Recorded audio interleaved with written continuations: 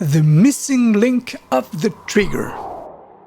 In everyday life, the human being captures triggers or events that are perceived in some cases as harmful by the auditory or visual system. Beyond appearances, these triggers are actually frequency information that instantly reach the so-called electromagnetic components of the brain and DNA. Once the goal is reached, they will generate repeated emotional reactivities and sometimes serious physiological consequences. Nothing is invented, other great traditions already said it.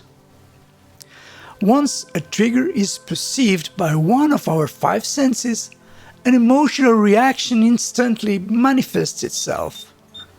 If it is repeated regularly, each type of emotion will crystallize in a specific organ and eventually lead to a more or less serious dysfunction. Emotion will therefore be treated in the therapeutic framework of psychology, while bodily dysfunctions and diseases will be treated in the framework of physiological therapies.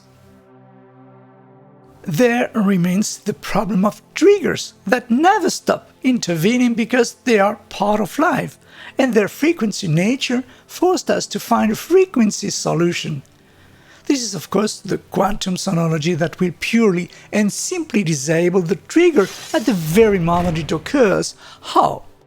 Thanks to some precise out-of-phase sound frequencies that have been previously stored in the hippocampus of the brain when listening to them.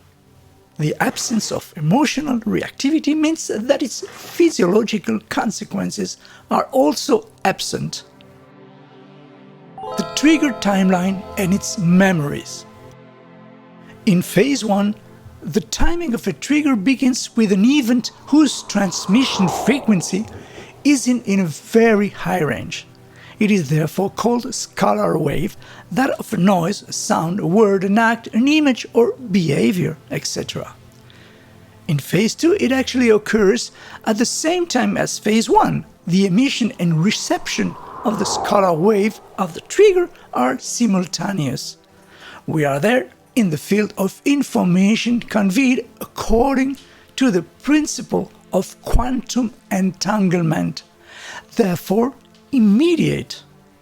This means that the manifestation of the trigger occurs at the same time as the triggering of the emotional reactivity. In phase 3, the emotional reactions that have become recurrent are memorized and will constantly reactivate to aggravate or cause new physiological problems. In phase 4, we apply the listening and integration of the archeton quantum sonology, which not only blocks the arrival of new triggers, but also gradually deactivates the embedded memories for many years.